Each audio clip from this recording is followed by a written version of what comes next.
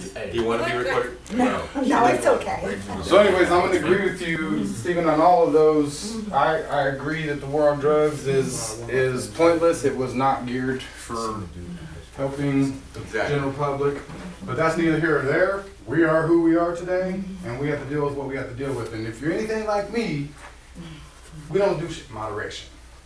So whatever your drug of choice is, I'm sure that it wasn't just I'm going to do a little bit, put it down, walk away, because you probably wouldn't be here right now if that was the case, right? That's true. So I quit smoking weed a long time ago, man, because it made me paranoid. So did I. It made me paranoid, it made me self-conscious. I always thought I had something on my face. I couldn't look people in the eyes. If people want to go to the mall, I'm like, no, I'm not. You know, whatever the reason was. Over the years, I still did it in my addiction here and there, but it's if people had it, if it was at a party, you know, if I was drunk, then it didn't really bother me. Right. But doing it by itself, man, and so it leads me to believe that it ran its course. Lazy. That's why. Lazy, motivation, saps your motivation, man. Anybody I know that was a pothead that I was in high school with that's still a pothead is still doing the same exact same thing that they were doing in high school. Exactly. I haven't seen anybody advance in any areas. Now, I've seen people that have been successful that didn't do it in high school that might dabble with it now, but again, even if they do legalize it, those will be the kind of people that can go pick up a sack from the local Green Mart and smoke a little and put it down. I can't do that, man. I gotta do it till I'm obliterated. And I'm feeling retarded and looking retarded and... I agree with you. There is a difference between an addict and somebody who wants to use things socially. That's why I think that there should be something called choice. I mean, Well, you do have a choice. Yeah, we always have You choices. can still pick it up.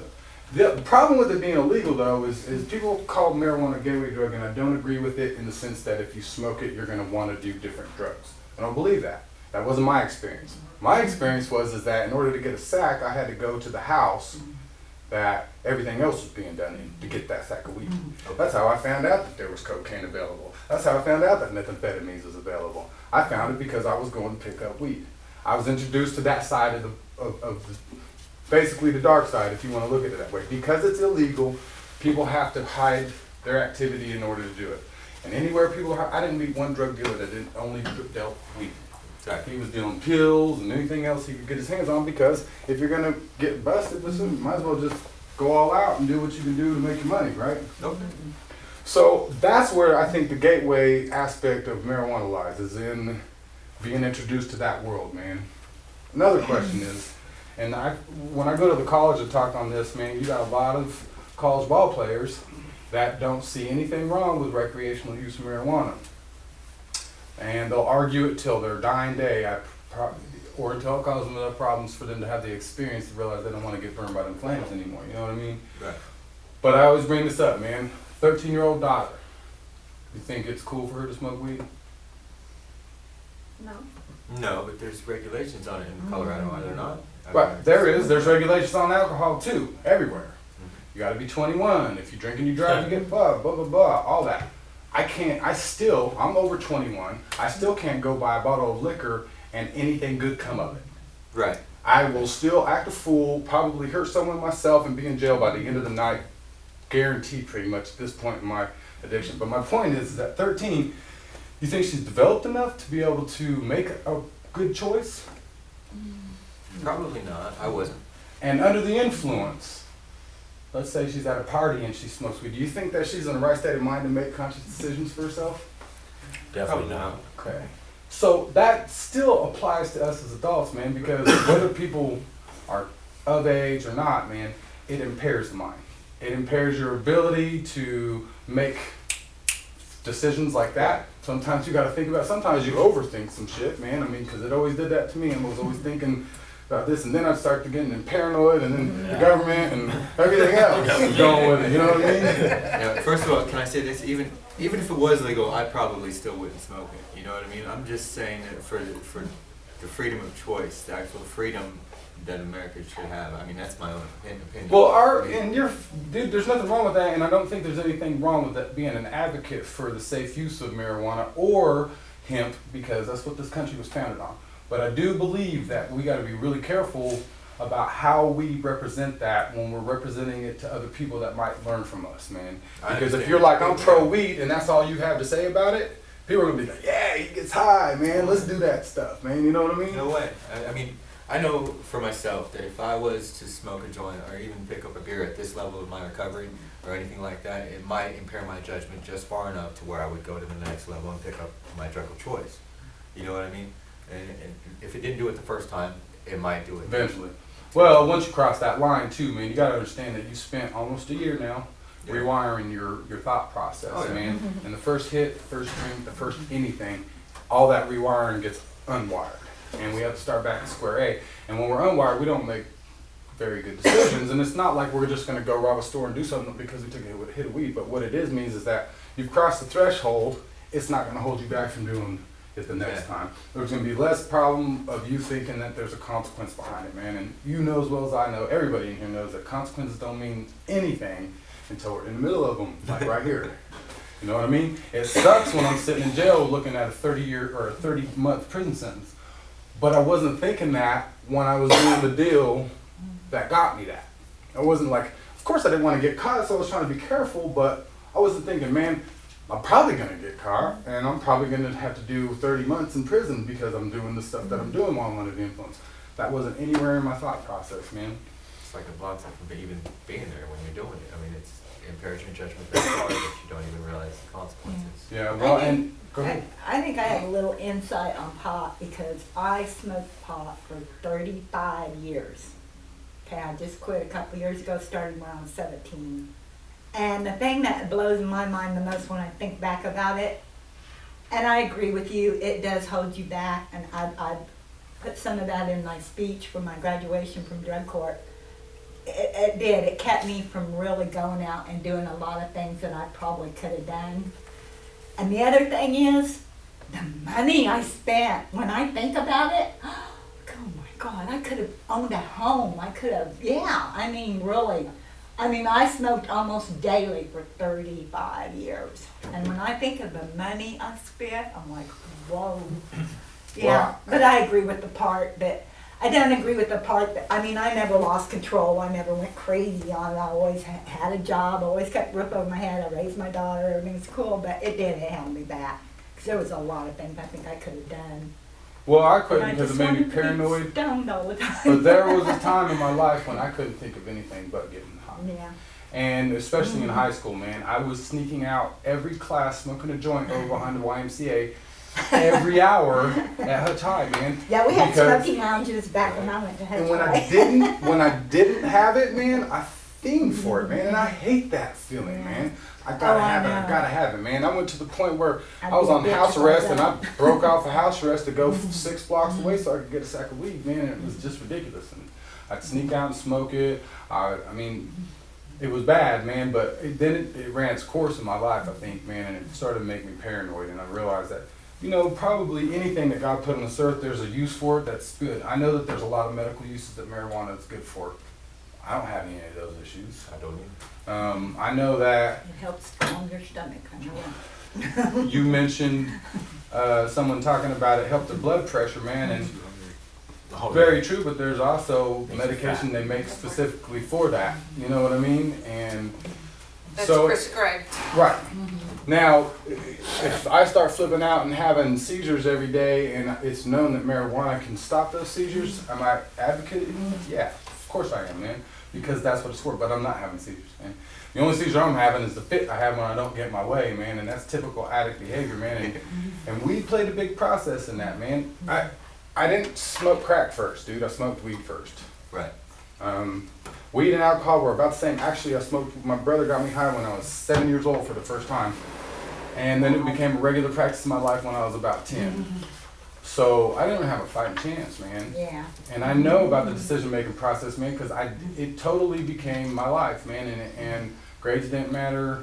In fact, it was cool. I thought being a weed head was cool, and flunking in classes was cool. I thought that was the thing to do because the peers group that I was with, most of them were older than me. They either dropped out of school or got kicked out of school or graduated by the hair of their chinny chin chins and were still hanging out with younger kids in high school or dropouts, man. And it's like, so to them it was cool if you smoked weed. I thought it was cool too, but looking back now, it's like, holy crap, man, if I could have changed that, man, What could I have become? And What Matt, could I have done? the statistics say too, if you start using before age 15, you're 5 times more likely to be an addict as an adult. So I think that kind of proves that too, started so young. Well, like I said, you're still, your mental faculties are still being developed, highly developed. You're still growing, your body's growing, and any type of smoke that the lung takes in, it can stunt your growth. There's all kinds of risks, health risks that are involved, man. The tar from one joint equals a whole pack of cigarettes. I mean, we can go all day about that stuff. But really, if you're just thinking about right and wrong, man, I remember watching this video when I was in high school, and I didn't believe it because I was like, man, I could fly an airplane if I'm high. I thought that, right? But they were showing these 3 pilots who they put in simulators, and one had smoked weed earlier in the day, one had smoked weed 3 days before, and one had smoked weed 7 days before. And there's all these little things that they had to do, and if you've ever seen everything that a pilot has to do, they have a lot. They're responsible for a lot to make that airplane run right. Once they get in cruise control, it's all good, but before and after, it's some vital stuff they have to do. The guy who smoked weed that day flunked right out. I mean, he was hitting the wrong buttons out the gate. The guy who smoked 3 days before, he did pretty good, but he still made a few mistakes. The guy that smoked 7 days before still was making critical errors as he was going. And the guy who didn't smoke, man, didn't have any problems. You know what I'm saying? So it does impair our ability, man. If you think about what THC does to the cells in the body and the brain cells, I know you hear about it zapping your brain cells, and there's truth to that, man. But to me, it wraps them, it coats them, and all the cells of your body. And when it coats them, your synapses can't fire off as fast to each other, even after the effect of the weed has on you is out of your system. So 7 days later, you're still making decisions that aren't on point 100%.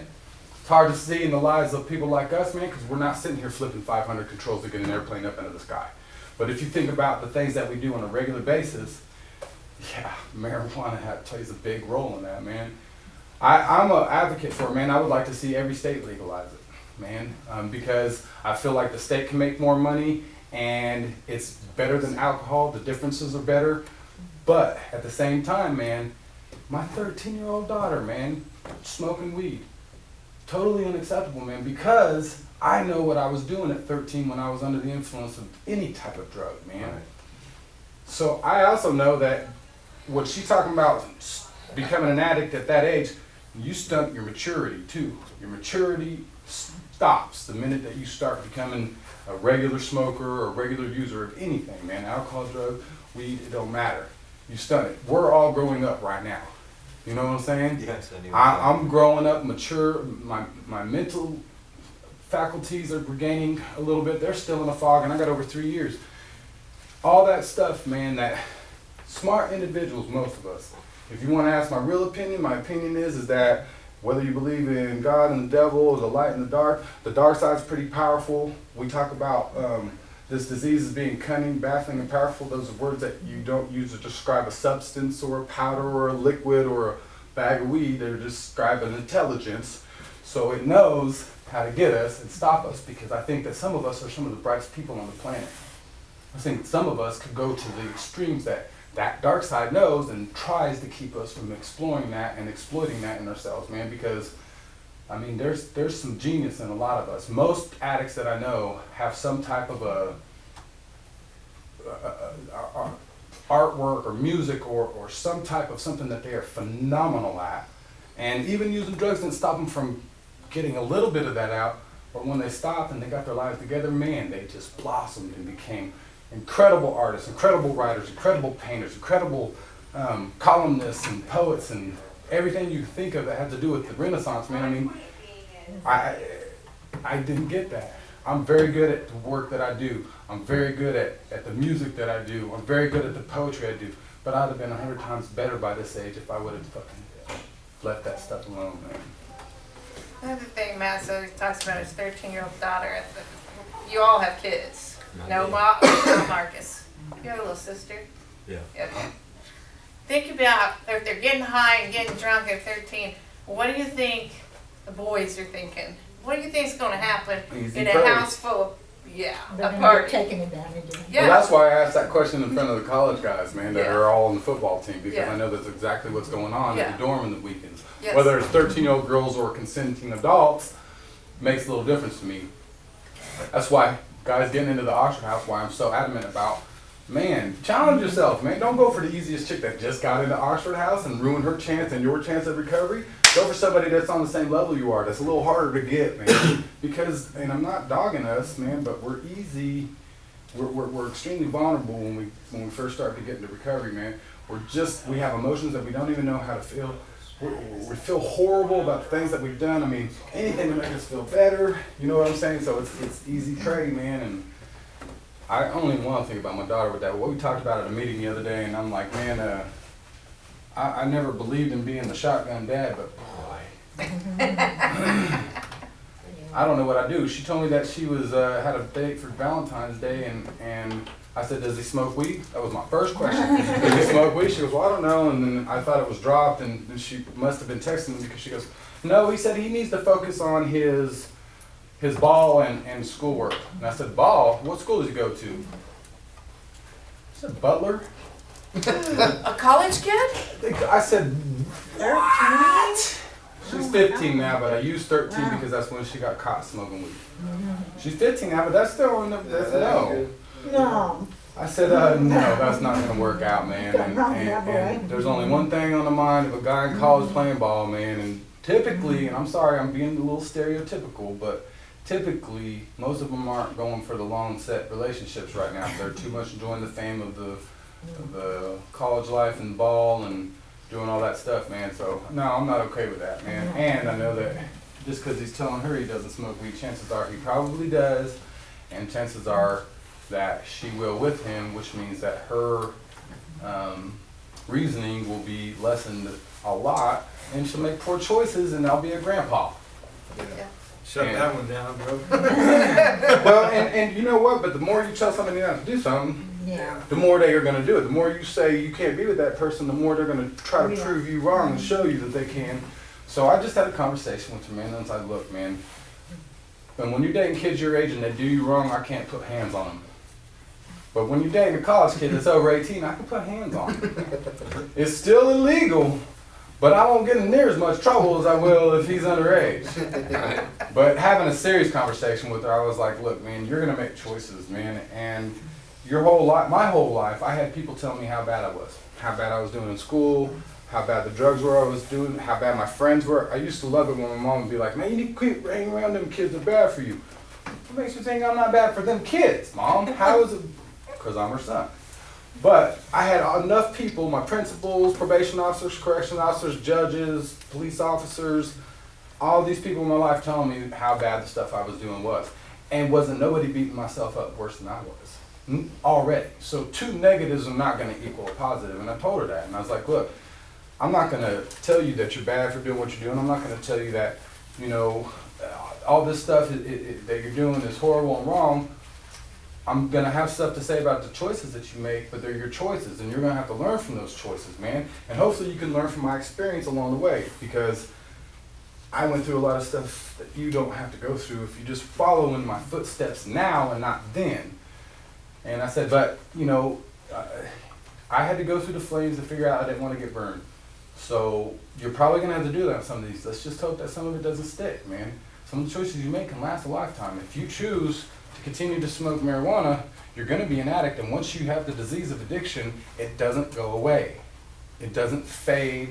It doesn't get any better. And even though you're not using, if you're in recovery, your addiction is still progressing. It's still constantly progressing. And if you choose to go back to, this is why we lose so many people to opiates, man, is because they want to do the same doses they were doing when they were, before they quit using. When they go back to do it, they do the same dose, and boom, they're done. It's over. I was like, but some of these choices, you know, if you choose to get with boys and have sex, then you have a kid. That's a lifetime choice. It's lifetime. You are now a parent for life at 15. So it's difficult, man, when I hear people talk about marijuana in the sense that it's not damaging. Alcohol, if you drink a glass of red wine a day, it can help your heart. Definitely. I can't drink a glass of red wine, dude. It's gross for first off. Second off, man, I will instantly go into cravings. Instantly. As soon as that alcohol touches my system, man, I need to have more. And I won't put it down until I'm passed out or arrested or